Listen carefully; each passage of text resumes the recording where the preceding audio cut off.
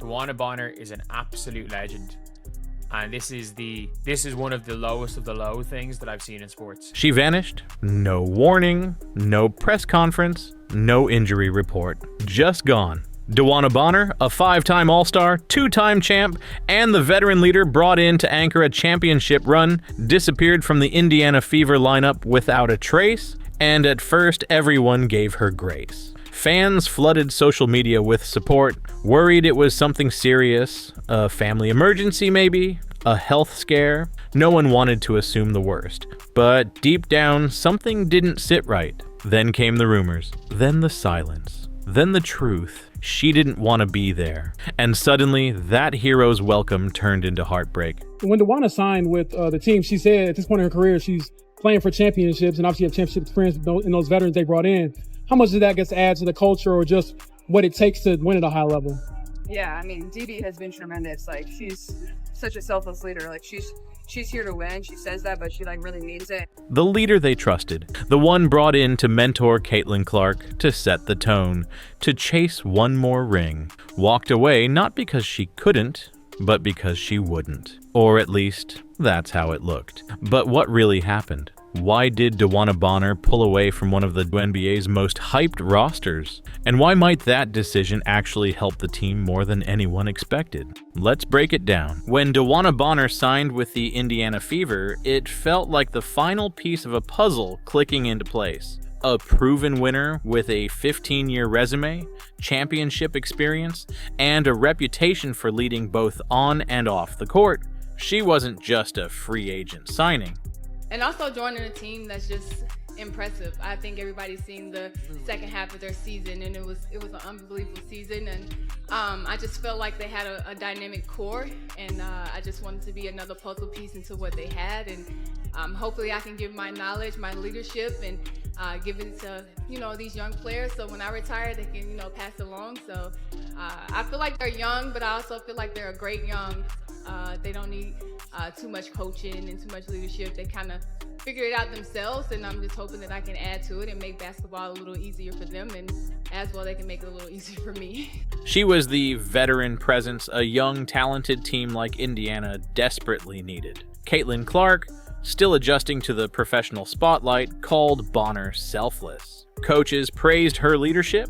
Fans celebrated her arrival like a homecoming they'd been waiting years for. Bonner herself said all the right things. I guess to that point, how does this kind of compare to what you are used to? Oh man, yeah, totally different atmosphere.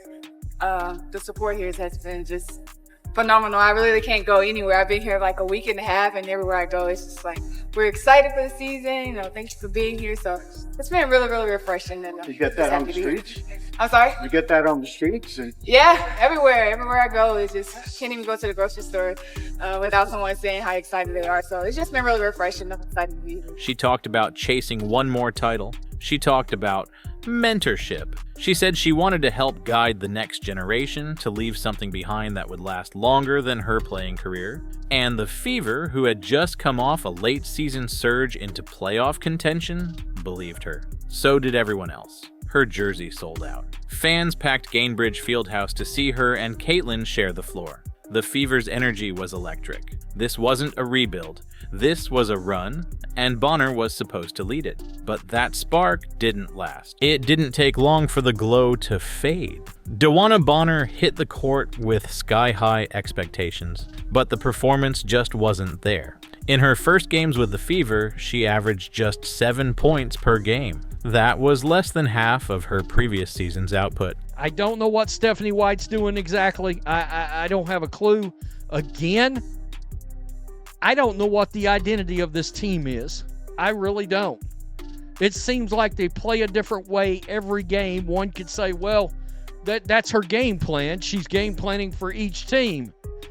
How's that working out for you? The veteran who was supposed to steady the ship looked off balance, slower, out of rhythm, and she wasn't the only one. The team around her started to feel disconnected. The Fever, fresh off a promising end to the previous season, suddenly looked like they'd lost their identity. Some nights they ran, some nights they didn't. And Coach Stephanie White's rotations all over the place. Analysts started asking uncomfortable questions. Did the front office make the right moves? How is she doing? Is there any timeline for her return? Yeah, she's doing well. She's doing well. Again, no timeline. I think it's day to day, and for us to just make sure that we're continuing to be supportive of DB. Was the roster built to maximize Caitlin Clark? And more importantly, did this team actually have a plan? And right when the pressure started mounting, Bonner disappeared. One moment she was on the floor. The next, nowhere to be found. The official word was personal reasons. No injury, no suspension, no explanation, just out. And as Caitlin Clark returned from her own short absence, multiple league insiders are reporting to Annie Costabile, of course Annie Costabile is breaking this news, of Front Office Sports that DeWanna Bonner has quote-unquote no interest in returning to the Indiana Fever. Instead, wanting to be in landing spots with either the Phoenix Mercury or the Atlanta Dream. DeWanna Bonner quietly exited the lineup with no timetable, no public update, and no sign of when or if she'd be back. At first, fans responded with empathy. Maybe it was a family issue, maybe a mental health break. Obviously, there were reports today that DB isn't or doesn't intend to return to the team. Just what conversations have you had with her and with the front office about that? Yeah, I've had a lot of conversations recently, really been focused on the group that we have right here and what we need to do to position ourselves to win. After all, Bonner had never been the kind of player to quit. But as days turned to games and games turned to weeks, that concern started to morph into something else. Confusion. She wasn't showing up to practice. No explanation is an explanation. If we were trying to get back, we would have said, we're trying to get back, we're trying to work some things out behind the scenes so both parties are satisfied moving forward. We don't even get that. Her name vanished from team posts, and then her fever-related content deleted from her social media. Fans started connecting the dots. Reports surfaced that her jersey wasn't being restocked. Her banner, rumored to be quietly taken down at Gainbridge Fieldhouse. And then came the post. While her teammates battled through a tough game against the Storm, Bonner, still officially out for personal reasons, dropped an Instagram post. No message, no team shoutout, just a casual late-night upload during the game. It didn't say anything, but it said everything. For fans, this wasn't just about losing a player. It felt personal. DeWanna Bonner wasn't brought in just to score points. She was supposed to set the tone, mentor Caitlin Clark, guide a young locker room, be the steady voice in the chaos of a season under constant scrutiny. But if the reports are true, that version of Bonner never existed in Indy. Sources revealed what many feared. She's on our team. We want to support her. Let's just give her some grace. And now we get some clarity on that situation. Now we get some understanding of that situation. And all of that grace can get thrown right out the window. You have people fearing the worst for her family. You have people fearing the worst for everything. You have people saying that they hope everything's good with DeWanna Bonner. It turns out she apparently is just pissed off that she wasn't a starter. She wasn't happy about coming off the bench. The moment her role was reduced, after underperforming for weeks, she mentally checked out. No fight, no push to earn her spot back, just distance. And that's what cut the deepest.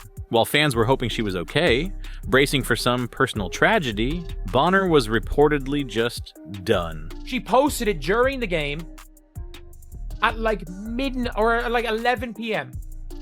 At like 11 p.m. Because of minutes, because of status, because she didn't want to ride the bench, even temporarily, while the team found its rhythm. All that talk about leadership, about mentoring the next generation, gone. And for Caitlin Clark, who once said she wanted to win a championship for Bonner, it was more than disappointing. It sent a brutal message to the rest of the team. If things don't go your way, just walk. No goodbye, no explanation, just silence, while still cashing a max-level paycheck from the bench. That's not leadership.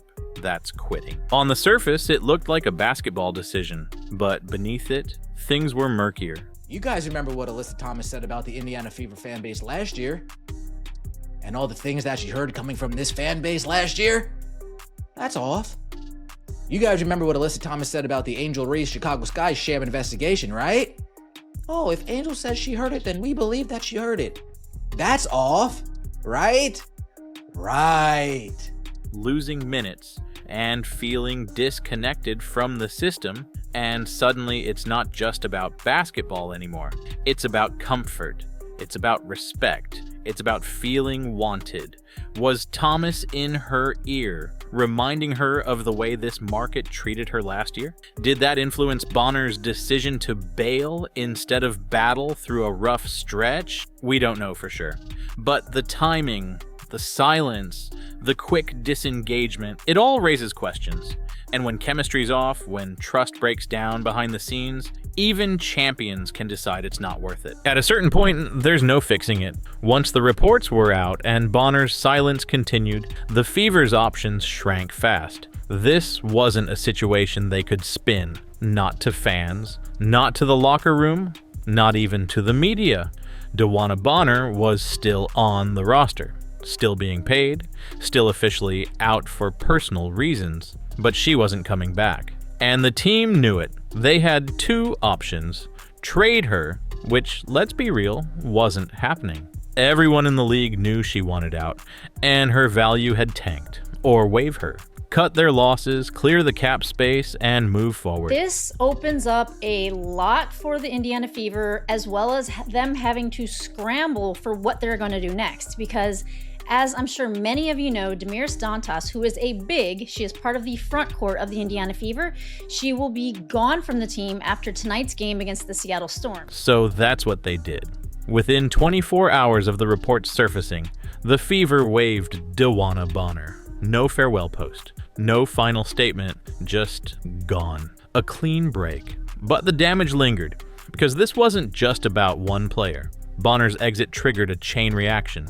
Just days later, Damiris Dantas, another front court piece, was gone too. Suddenly, the Fever were down two vets, a chunk of their leadership, and dealing with a roster in transition all over again. And all of this? Just a third of the way into the season, what was supposed to be a title run now looked like survival mode. Nonetheless, Caitlin Clark continues to struggle. One of the worst games of her career, if not the worst game of her career against the Storm. I don't even think she had the playmaking prowess that she had in the first half against the Aces or the Valkyries. Still wound up with 9 assists, 8 turnovers though, 0 of 6 from 3. For a while, it felt like the Fever were unraveling. They lost a veteran leader. They lost depth. They lost time, but sometimes losing the wrong piece clears the way for the right ones to shine. I think for the challenge for myself going forward is just continue to pour into every other aspect of the game, and I can continue to have an impact in, all those other areas. I thought I got to the rim well. It was just, certainly a tough shooting night, and, you got to find a way to continue to shoot and remain confident in myself, because I know I put the time in, but for me, I don't feel like it's, anything that's off necessarily, but yeah, it'd be nice to play. DeWanna Bonner's departure wasn't just subtraction, it was clarity. Her $200,000 salary, once tied to 7-point games and sideline absences, was now off the books. That's cap space the Fever can actually use. And with her gone, the team no longer has to tiptoe around a fractured locker room or stalled leadership. Instead, they pivoted fast. The Fever brought back Ari McDonald. DeWanna Bonner was brought in for leadership. She was brought in for leadership. And do you want to know all that these young players learned from her? If things don't go your way, refuse to show up, continue to get paid a max contract while you are sitting out, refusing to play. Young, explosive, hungry. She's not just a replacement, she's a jolt of energy. The pace picked up immediately. And even though Bonner's gone, leadership hasn't vanished. Veterans like Natasha Howard and Sydney Colson are still anchoring the locker room, still setting the tone without the drama. Suddenly, the Fever looked looser, more connected, more focused. Not because they added a star, but because they let go of one who didn't want to be there. The move also sent a message to the fans, to the league, and to the locker room. We're done waiting around for people who aren't all in. This team is still built around Caitlin Clark, but now it finally feels like her team.